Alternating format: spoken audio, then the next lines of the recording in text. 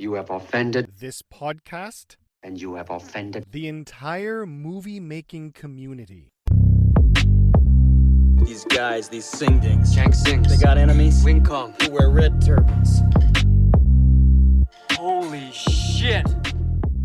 And welcome back to You Have Offended This Podcast, where we look at martial arts movies, old and new. My name is Mike McCarran, and with me, as always, is the guy who for sure knows that it's all in the reflexes, Chad Lindsay. What's up, buddy? How's it going? It's all going all right. Can't complain. I was looking forward to this week for a while. Yeah, this is one of my favorites. So I was looking forward to going back and doing a rewatch, and yeah, I had a great time revisiting this film. Yeah, this is one that I watch not super regularly, but like at least once a year. I'll go back and check this one out and go through it again. And like every time, the same jokes, since '86. This has been holding up and making me laugh every single time I watch it. Well, I've said this for years. As somebody who loves, all films, I think 1986 was like the pinnacle year for film. Like it was just you could go to the theaters like three times a weekend, every weekend, and see gold. Like Yeah. 86 was solid because you had this, you had Top Gun, Iron Eagle, Ferris Bueller's Day Off, Aliens came out that year. You had two fucking Schwarzenegger movies in the same year. Like it was a non-stop parade of like fantastic films. And I think for a lot of them, they might have got lost in the shuffle. And this is definitely one of my favorites. Yeah, it's like that Homer Simpson quote where he says, "It's rock and roll peaked in 1976. It's a scientific fact. Like Yeah. film peaked in 1986." Yeah, I always say it, and I mean, like, the following year, like Predator and RoboCop, two of my favorite films of all time came out, but for the sheer number of great films that came out, like it's really hard to beat 1986. It really is. It is. It is. This movie is one of those movies it's silly, but it really stands out as being still cool. Like this is one of those movies when I remember when Kill Bill came out. Yeah. And I wanted to talk to you about this before we get into the movie. Kill Bill came out, and I remember I went with my wife and a couple friend of ours. So four of us went to go see it, and when Kill Bill finished, we came out of the theater, and it was the first one with that cool animated section with the whole backstory of Lucy Liu's character, Yeah. and like it was dope. It was awesome. We came out of the theater, and I was like, "That was the shit. That was so fun." And they all three of them were like, "That was stupid. I didn't like that." And I was like, "Well, I can't be friends with you fuckers anymore." Yeah. Like we're done. You guys are Oh, dead to what? me. What did you just say to me? So then Yeah. a little while later, my wife and I went to go see I think it was the next year perhaps, or maybe it was close, but Charlie's Angels Full Throttle, that McG movie came out. Oh, Remember that yes. one? And we went to go see that. And I came out of that like that was dumb. Like that was really stupid. Yeah. And she was like, "Okay, wait a minute. How come that was stupid and Kill Bill when she's running up the stairs on the hand railing isn't stupid?" And I was trying to explain like the whole concept of the homage to the old Chinese wire work martial arts kind of films, and like Right. there was a point to it, whereas with Charlie's Angels it was just making up plot devices to fill in holes in crappy writing. Yeah. Kind of the same with this one, where this one it's the conceit of the movie is there that magic is real and this underground world exists, but the movie kind of holds to what the conceits are. Well, I think this movie answers the question that was never asked, which is, what if John Wayne ever showed up in a Chinese martial arts film? And that's kind of, what this movie does, and you don't realize that you want it until you get it. And I think that I think that this film strikes that perfect balance of tone and realism and allowing the audience to suspend their disbelief. I Yeah. honestly can't even remember Charlie's Angels Full Throttle, but I do remember the first Charlie's Angels reboot out of the four times they rebooted it. And I thought Yeah.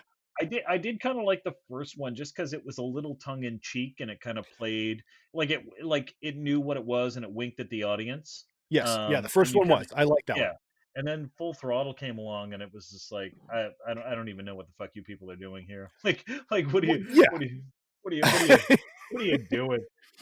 Well, I just remember, like, I there was a part where there was this crazy motocross scene, and then there was this insane thing where they were in a house up at the top of a hill somewhere, and the bad guys were getting away, and then all the angels came out in street luge clothes with a street luge, and they chased them down the hill in a street luge.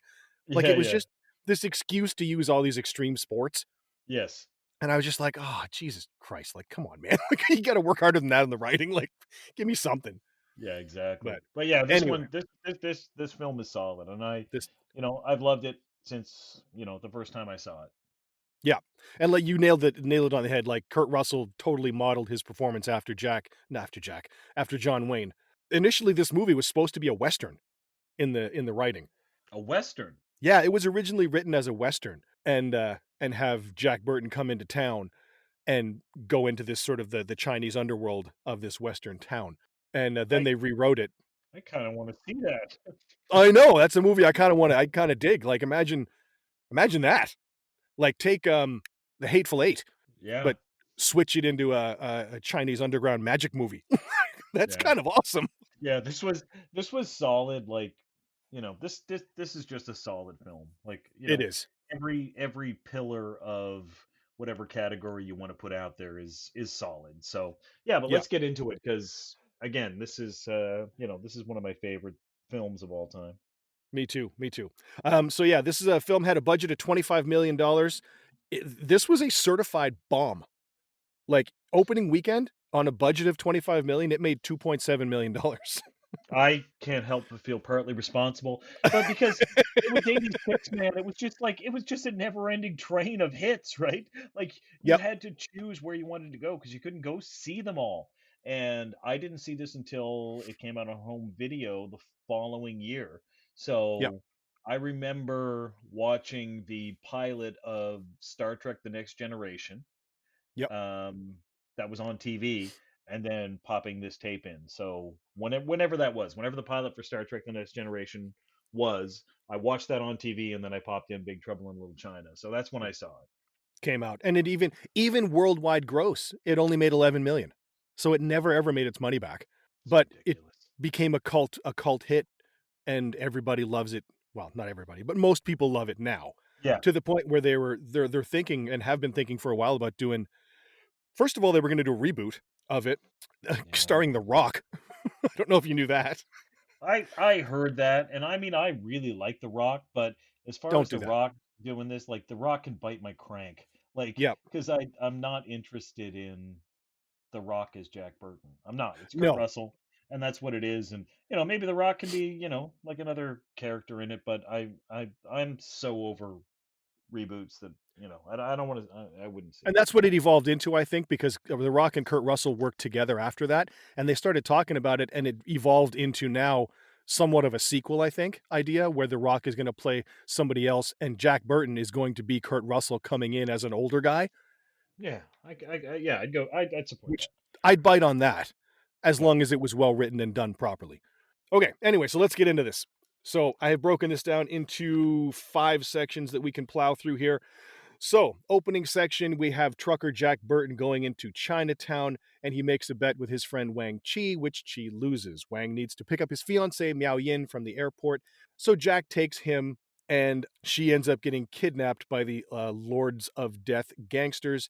Jack and Wang follow the gang and end up in the middle of a funeral, which turns into a giant gang battle between the Chang Sing and the Wing Kong, and the three storms show up, as does Lo Pan, where Jack's truck gets stolen. So there's the first act. solid. Great introduction. Great the way that they did this. And again, like let's step away from those plot points for a second.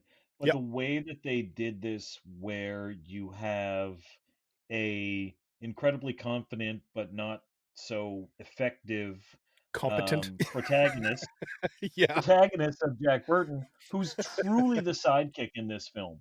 And I think that's 100%. what makes this film so good is the fact that you've got this incredible body of like exposition and history and this whole universe that's kind of built around that everybody seems to know about except Jack Burton. Yes, and there's a couple of little nods to that in the Yeah. script that are hilarious. And Jack kind of represent like we're seeing the world through Jack's eyes. Yep. And that's why you don't have to have that lazy exposition is like, as you know, this is a 2,000-year-old man. Like, like nobody would say, Yeah. as you know. So as Jack learns what's happening, we, the audience, learn what's happening. And he's the white sidekick to an Asian lead, but we just see it through his eyes. So it's masterfully done, and it really helps with the storytelling. Yeah, Carpenter did a really good job here in letting Jack Burton think he's the leading man, and he Yes. does throughout the entire movie believe that he's the leading man. No, he acts as if he is like, like the shit. And, half the time it works out for him, and half the time he like totally fucks this up. Like, here's the thing, Yeah. like remember seeing this trailer for the first time because it was like a Saturday morning. I had to go out, and used to record WWF wrestling if I had to go out, right? So Yep.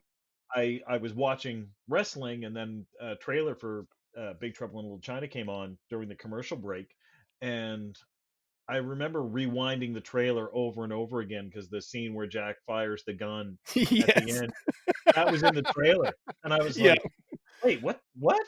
And I When he goes, rewound "Let's it. go, guys!" Yeah, yeah. and it falls on his head. I I rewound that like 3 or 4 times, and I was like, I would have been 14 in '86, and I'm looking at it, I'm like, did they just show the hero like knock himself out, Knock right? himself And clean out. and the fact that I rewound it and watched it over and over again just kind of speaks to the fact that it's so out of place, but it works so well. It worked so well. Yeah, it was great. That juxtaposition and switching places of leading man and sidekick throughout the film is I don't know if it's ever been done better, to be frank. Like, I can't think of another movie where that has No, come it's into play to such good effect. Yeah, it's solid, and it makes it uh incredibly entertaining, and again, it doesn't force exposition on you, and you can just you can kind of sit back and enjoy the ride as Yep. opposed to them kind of trying to build this world because Jack is confused. He doesn't know what's going on. And the audience doesn't necessarily need to know what's going on until, the story dictates that we need to know. So Yeah. I liked it for that fact. He just gets enough, and no matter what happens, whether it, like you said, whether it works out for him or whether it becomes a giant, toilet spiral for him, he never loses confidence. No, he is the most confident person in the He film, never loses it. and then he drinks a potion at the end to make him even more confident. Like, this guy does not need more confidence. That's Yeah, that that's was that's awesome. that's that's what I love about it. I love the gang. The one thing that I will say is the framing and the cinematography and the sound, like all of these are just solid. It just Yeah, really it makes it really enjoyable. Anyway, and we're stuck in this film's wang for like I know, really. 13 minutes not even talking about it. But anyway, you jump ahead because I can't stop talking about how much I love this film. Well, yeah, I was gonna say I like everything about it from when he pulls in and they're playing the games and stuff, and Wang wants to try and chop the bottle in half, which is hysterical, and that's kind of the first hint where Jack and Wang, you don't really know if they're friends or not or what, and then Wang tries to chop that bottle in half, and Burton catches it in front of his Yes. face, and that's Yeah. when the first time you kinda get it's all in the reflexes.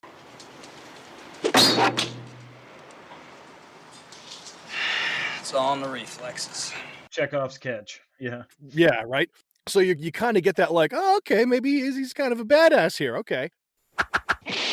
Hey, and thank you for listening to this teaser episode of the podcast. Full episodes can be found at patreon.com/youhaveoffendedthispodcast. We do at least 4 episodes a month. Everyone gets 1 free. The other 3 are like this one, a teaser with the full show available with a subscription. Now there's 5 levels of subscription to choose from to suit any budget, with the lowest being just $5 per month. That's less than a rabbit harness leech thing on Amazon. I mean, what are you going to do with that?